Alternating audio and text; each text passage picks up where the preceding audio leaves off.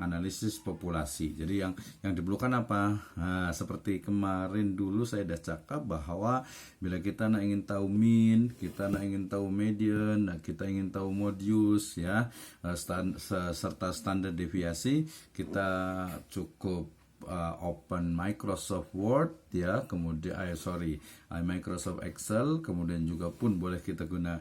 Insya Allah di pertemuan yang hadapan saya akan open untuk SPSS ya, untuk bagaimana kita mengetahui daripada mean, median, modius, standar deviasi sampai kepada regresi linear, baik itu yang tunggal ataupun yang berganda. Oke. Ini ya, jadi estimasi untuk parameter dilakukan dengan membuat confidence interval atau interval keterpercayaan atau kepercayaan, yaitu rentang dari nilai populasi yang semakin menurun. Ini biasanya untuk melihat daripada parameter, kemudian ada elemen, kemudian ada populasi ya. Jadi ada estimasi untuk melihat sebenarnya itu. Yang kedua tadi ada pengujian hipotesis, yaitu tadi pengujian signifikansi. Ada tak correlation yang significance ya. Pengujian dilakukan dengan membandingkan secara statistik rata daripada dua sampel. Ini biasanya nanti comparison ya, ataupun perbandingan. Ini inferential statistic method. Oke. Nah, ini kalau ditanya sebenarnya apa nih yang kita boleh teliti daripada ataupun ruang lingkup statistik inferensial ya. Inferensial statistik dia punya cakupan ataupun ruang lingkup itu pertama ada terkait dengan probability atau teori kemungkinan.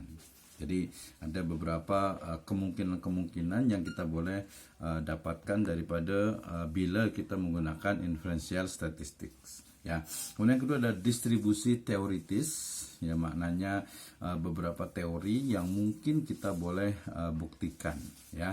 Kemudian analisis covariance, ya maknanya ketika data dah ketemukan, ini dia punya data ini dia betul-betul ada ragam tak, ada varians tak, ya, supaya kita boleh nanti menganalisisnya. Kemudian yang keempat terkait dengan sampling ataupun sampling distribusi ataupun distribution sampling ya, di mana sampel ini masa kita mengambil secara stratified gitu ya, ataupun secara rambang, secara acak ya, maka kita pun tahu daripada sampel yang diambil ataupun distribusinya ya. Kemudian yang number 5, pendugaan populasi atau teori populasi. Ini biasa terkait dengan untuk meyakinkan bahwa ini populasi yang betul ya. Ini populasi yang kita boleh jadi acuan, jadi reference dalam mengambil sampel ya. Ada juga analisis variance ya. Ini di tadi Microsoft Excel dan juga SPSS ada untuk beberapa ragam daripada sampel yang kita gunakan. Kemudian juga uji hipotesis ya. Berarti hipotesis test gitu ya, untuk nanti di SPSS yang paling mudah untuk melihat sebenarnya. Yang ke-8 ada analisis korelasi serta uji signifikansi. Ini dah masuk ke bahasan terkait dengan hubungan, kemudian juga pengaruh. Ada tak correlation ya, ada tak korelasi hubungan antara X dengan Y, X1 dengan Y, X2 dengan Y, X1 dan X2 dan X2 secara simultan terhadap Y, apakah ada moderatornya ataupun ada interveningnya. Nah, itu nanti di level berikutnya tuh ya. Kemudian yang ke-9 ada analisis regresi untuk peramalan. Tadi peramalan maknanya adalah prediction ya, untuk mengestimasi. Jadi ada tak hubungan ketika misal macam nih. Ketika pandemi ini terjadi, ada tak pengaruhnya terhadap mungkin orang ingin bersedekah ya, orang ingin berinfak, atau mungkin kalau di ekonomi orang untuk belanja ya, untuk mungkin untuk yang makan di luar. Nah, sekarang ada tak pengaruh daripada COVID ini terhadap masyarakat di Singapura ini yang biasa makan di luar? Ya mungkin biasa saja, tak ada pengaruh, mungkin di awal-awal saja ya, tapi sekarang dah open, mungkin dah lebih free sehingga dah balik lagi macam biasa. Tapi mungkin ada sisa-sisanya, macam mungkin masih ada yang guna mask ya, kemudian juga masker ya kalau Indonesia ini, atau mungkin juga masih yang banyak yang jaga-jaga ya. Oke, kemudian seperti kalau di Indonesia pun kita masih ada peduli lindungi ya, bila kita nak guna train ya, guna apa macam MRT selalu minta ditanya dari vaksin cardnya itu selalu ditanya ya. Oke ya, ini dari regresi untuk peramalan. Jadi ada tak pengaruhnya. Oke. Nah, dalam proses statistik inferensial ini selalunya ada pengujian hipotesis, kemudian estimasi ataupun menaksir, memperkirakan, ya, kemudian mengambil keputusan. Berbeza tadi dengan yang deskriptif statistik. Oke. Nah, dalam tadi yang disebut dengan korelasi, pengujian rata-rata, regresi linear sederhana, analisis varians, analisis covariance, dan juga bagian-bagian dari data statistik yang lainnya, itu yang dibahas atau itu yang ada dalam inferential statistik. Ya. Manfaatnya untuk apa? Tadi sudah saya sebutkan juga di awal, untuk menduga ya, untuk mengetahui, memprediksi bahwa terkait dengan populasi ya. Kita paham bahwa tujuan utama dari statistik inferensial adalah menduga nilai populasi sehingga harapannya hasil pengukurannya akurat dan tepat. Jadi kita cakap 1000 orang ini macam suka durian ya, 1000 orang ini suka durian. Walaupun kita hanya ambil mungkin 100 orang saja. Ya, nanti biasa ada standar deviasi ataupun juga ada macam ukuran skala daripada error ini, skala errornya. Jadi mungkin ada yang oke lah agak meleset sedikit, mungkin ada 1 atau 2 orang yang memang tak suka, gitu ya. Oke, kemudian juga inferential statistik digunakan sebagai metode analisis yang terstruktur, karena statistik inferential memiliki formula yang memiliki rumus yang sangat terstruktur dan teruji secara sistematis sehingga mencegah hasil yang sifatnya bias. Ini yang oleh expert ataupun oleh yang ahli di bidang statistik itu dianggap sebagai sesuatu yang ilmiah. Kenapa? Karena sebelum diuji ataupun sebelum kuesioner itu di-share pun kita ada gunakan uji coba ya, ada tesnya. Kemudian masa data itu sudah kita collect ya. Kemudian kita pun gunakan juga analyze ya, nanti ada t-test, kemudian juga ada untuk validitas ataupun validity, data validity testnya, kemudian juga ada nanti uji untuk bagaimana normalitasnya, normality daripada datanya dan yang lainnya. Ya, ini yang disebut dengan ilmiah. Oke. Nah, contohnya nih statistik inferensial ini boleh kita tetapkan biasanya di dalam banyak hal, banyak ilmu ya, termasuk juga dalam medik ya. Misal apakah vitamin C ya, vitamin C ini dia dapat menyembuhkan flu ya. Ini kan kena uji coba nih, karena dia nanti dalam kuantitatif dia disebutnya dengan sebutnya dengan uji coba ya, tes ataupun juga eksperimen ya. Tentulah dia selalu gunakan eksperimen, atau mungkin dia bagi ke beberapa orang yang sakit flu, kemudian dia berikan vitamin C, ada tak pengaruhnya. Nah, di sini ada null hipotesis dan juga hipotesis alternatif. Null hipotesis ini maknanya hipotesis utama ya, dan juga hipotesis alternatif. Null hipotesis berarti apakah vitamin C dapat menyembuhkan flu? Ya, jawabannya iya ya. Jawaban hipotesis yang null hipotesis itu adalah bahwa vitamin C itu akan menyembuhkan flu gitu ya. Sementara yang alternatif adalah vitamin C tidak dapat ya, tidak boleh menyembuhkan penyakit flu. Ya, jadi null hipotesis adalah ini, di bawahnya ada ya sebelum baca nih, yaitu orang-orang yang mengonsumsi vitamin C ini kemungkinan besar tetap akan terkena sakit flu. Kebalikannya tadi ya. Jadi memang dia tidak ada pengaruhnya, null itu tidak ada pengaruhnya ya. Kemudian hipotesis artinya orang yang mengonsumsi vitamin C kemungkinan besar akan sembuh terhadap flu. Jadi tadi terbalik. Jadi yang null hipotesis itu yang dia tidak ada pengaruh ya, sementara yang alternatif itu adalah ada pengaruhnya. Nah, untuk menguji hipotesis ini kita perlukan 2 sampel ya kan. Jadi kita buat 2 community, 2 sampel, 2 grup ya. grup pertama itu diberi vitamin C, ya dia sedang sakit flu lah ya. Kemudian grup yang kedua kita beri obat kosong, mananya obat yang ataupun obat ya yang tidak ada unsur daripada vitamin C ini. Nah, kita boleh mengoleksi data pada musim flu. Jadi pada ketika musim flu yang ini bagi vitamin C ada obatnya, yang ini ada obat saja tanpa adanya vitamin C. Nah, mana yang lebih ini hipotesisnya yang betul yang mana nih? Kita kena hitung gitu ya. Ini contoh daripada inferential statistik. Nah, nanti kan karena dia inferential statistik berarti kalau ternyata boleh dibuktikan bahwa orang yang mengonsumsi vitamin C kemungkinan besar akan sembuh terhadap flu, so berarti dokter nih dia boleh bagi resep untuk orang-orang itu yang flu itu agar banyak mengonsumsi daripada vitamin C.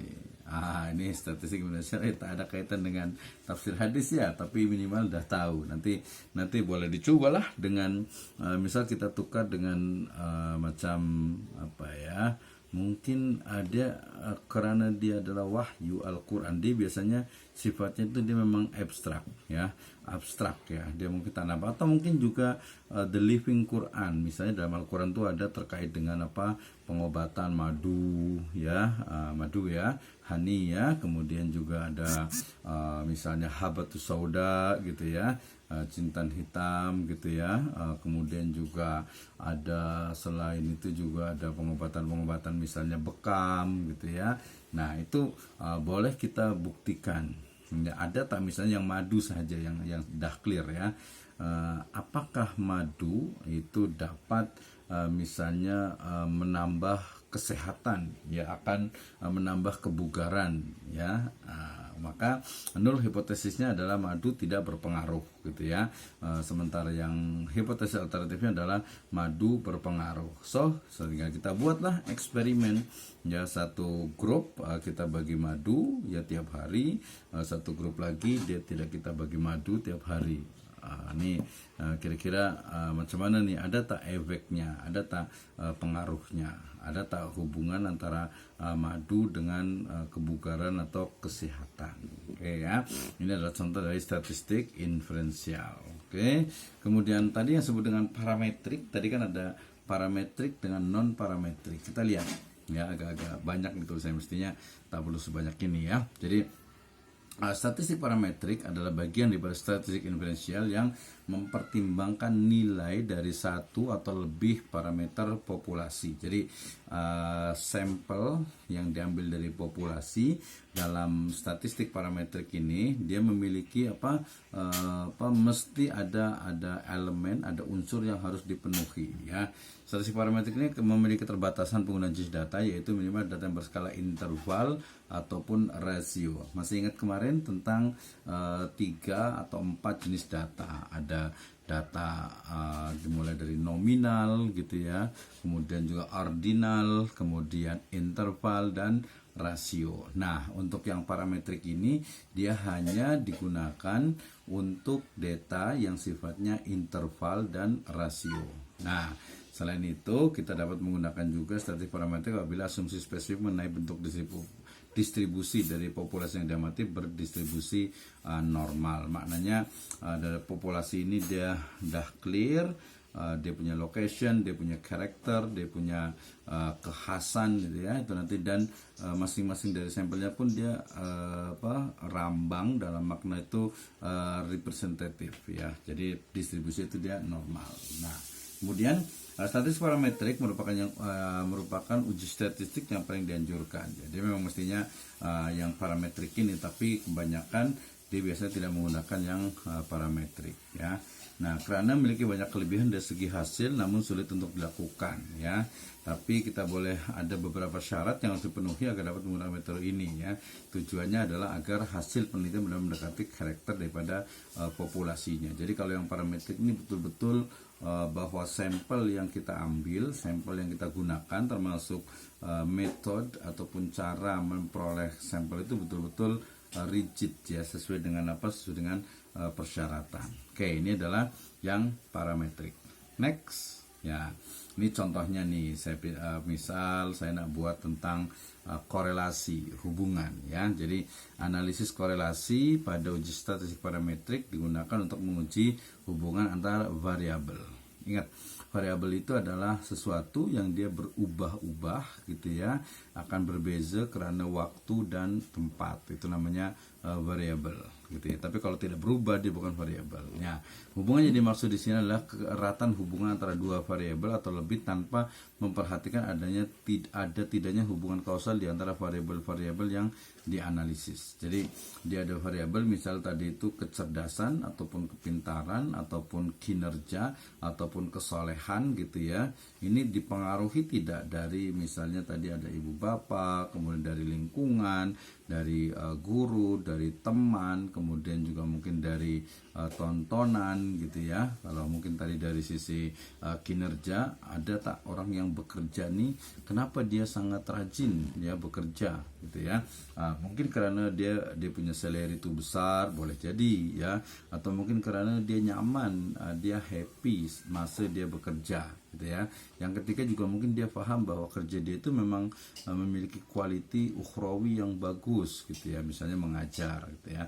Atau ada juga karena mungkin karena sistem yang sudah dibuat, so dia tak boleh untuk permit, untuk izin nak holiday apa tuh tak boleh ya. Kalaupun boleh dia kena charge ya, kena dipotong salary-nya itu. Nah, ada banyak itu nanti masuk ke dalam teori leadership juga ya. Ini jadi variabel-variabel itu nanti yang akan dianalisis. Nah, analisis korelasi digunakan untuk menguji data yang bersifat parametrik atau yang sering disebut dengan analisis person. Jadi nanti ada satu teori namanya person analysis ya, analisis person, yaitu hubungan yang menguji yang ada dilakukan dalam suatu variabel pengukuran yang menyajikan data-data yang bersifat kuantitatif. Ya, ini nanti boleh digunakan banyak sekali di metode person ini, di SPSS juga ada gitu ya, untuk membuktikan jadi satu variabel dia berpengaruh terhadap variabel yang lainnya. Misalnya madrasah gitu ya, alumni daripada madrasah misalnya di Singapura itu ada tak sih pengaruhnya terhadap kepribadian mereka. Saya rasa hipotesisnya ada lah ya, ada mesti, karena dia mungkin dalam 3, 4, 5 ataupun sampai 6 tahun di madrasah gitu ya. Saya rasa pasti akan ada asar bahasa Arabnya itu ya, ada pengaruhnya gitu ya, ada pengaruhnya terhadap pelajar tersebut. Oke, ini analisis korelasi. Nah, yang kedua adalah non parametrik. Tadi kalau mamanya yang parametrik itu selalunya dia lebih dari 30 gitu ya, kemudian distribusinya normal. Nah, sedangkan yang non parametrik ini adalah apa yang disebut dengan statistik bebas distribusi ataupun distribution free statistic dan uji bebas asumsi ya. Nanti ada assumption free test, jadi dites atau diuji dari kuesioner kita dan juga sampling kita. Saya baca dari awal, statistik indonesia tidak memperhatikan adanya asumsi mengenai sebaran data populasi. Jadi non parametrik ini dia tidak melihat, tidak menengok daripada sebaran populasinya ataupun juga teknik samplingnya. Jadi yang ada seperti itu ya. Nah, istilahnya yang sering digunakan tadi disebut dengan distribution free statistic atau uji bebas asumsi ya. Nah, data yang digunakan biasanya memang tidak lebih dari 30, kemudian juga biasanya sifatnya adalah nominal ataupun ordinal. Nah, kalau tadi yang sebelumnya atau yang kalau non parametrik itu adalah nominal dengan ordinal, jadi dia data yang paling yang paling levelnya itu dia biasa gitu, tak perlu dianalisis lagi gitu ya. Kemudian kalau yang interval dengan rasio dia menggunakan parametrik gitu ya. Oke, kemudian ini contohnya nanti chi-square testnya ya, yaitu kita akan tahu dari dengan kita menggunakan data yang sifatnya atau dianalisis dengan non parametrik statistik ya, maka di sana ada uji chi kuadrat dan juga ada uji chi-square bahasa ininya tuh ya, GCHI ya, square. Nah, nanti boleh dipelajari juga. Nah, Juga kita kalau bisa menyebutnya kai kuadrat, yaitu salah satu cara digunakan untuk menyampaikan ataupun menunjukkan keberadaan hubungan ada atau tidaknya antara variabel yang diteliti, ya. Misalnya kita ingin melihat tadi daripada perilaku mahasiswa ataupun perilaku pelajar gitu ya. Nah, jadi kita bila tengok daripada perilaku, mungkin kita akan buktikan bahwa ini memang betul nih, data yang dah di-share itu tadi memang betul. Oke. Nah, kemudian karakter yang akan diuji dalam statistik non parametrik ini adalah perilaku mahasiswa yang ditentukan menjadi dua kategori. Kategori pertama, mahasiswa yang mendukung program kampus, maknanya ada pelajar yang dia aktif sekali di program-program activity yang dibuat oleh kampus, ya. Dan yang kedua adalah yang mungkin karena busy, karena banyak activity di luar university, college, so dia tidak peduli sangat. Nah, kondisi tersebut mungkin kita untuk melakukan uji hipotesis mengenai perbedaan perilaku mahasiswa tersebut dilihat dari sisi frekuensinya. Jadi mungkin kalau ini activity, mungkin kita pun boleh paham ya daripada pelajar yang selalunya dia rajin datang ke college, ya, lepas itu dia kalau di Zoom pun selalu datang, tidak pernah absen, ya, tidak pernah tidak hadir, sama tak dengan yang mungkin jarang hadir. Saya rasa hipotesis awalnya berbeza lah, ya, berbeza mungkin, atau mungkin hanya datangnya hanya beberapa kali. Biasanya ilmunya nih kalau dalam konteks Indonesia ini dia tidak hatam, ya, tidak sampai selesai, ya. Kenapa? Karena tidak full mendengarkan dari awal sampai akhir. Oke, ini adalah chi-square test. Nah, ini yang kita pelajari di statistik inferensial, ya, yaitu nanti akan dijawab juga. Kemana saya dah ini, nanti boleh saya bagi juga selepas ini, insya Allah, mudah-mudahan analisis regresi linear. Linearnya ada yang tunggal, ada yang double, ada yang satu, ada yang banyak, ya. Kita lihat dari yang linear yang biasa dulu. Jadi dalam pengujian algoritma linear digunakan untuk memahami hubungan antara dua variabel dari kumpulan data, ya. Dari kinerja ini maknanya orang yang bekerja, quality daripada orang yang bekerja ini apa pengaruhnya dia, apakah karena dia soleh, dia rajin, atau karena sistem manajemen aturan, atau juga karena dia memang nyaman bekerja, tanggung jawab, atau mungkin karena yang lainnya. Nah, salah satu dari variabel tersebut adalah variabel dependent atau dependent, sedangkan variabel independent dapat digunakan satu atau lebih. Jadi dependent itu artinya dia terikat, variabel terikat. Dependent variabel yang dia dipengaruhi, ya, dia dipengaruhi oleh variabel yang lainnya. Misalnya nih, saya nak tahu kenapa pelajar di kelas ini rajin-rajin gitu ya, rajin-rajin mau belajar, mau lama gitu ya belajar, ikut Zoom meeting gitu ya dari jam berarti tadi jam 3 sampai jam 9 malam. Kenapa nih? Ada apa sebabnya, ya? Jadi kerajinan maknanya itu adalah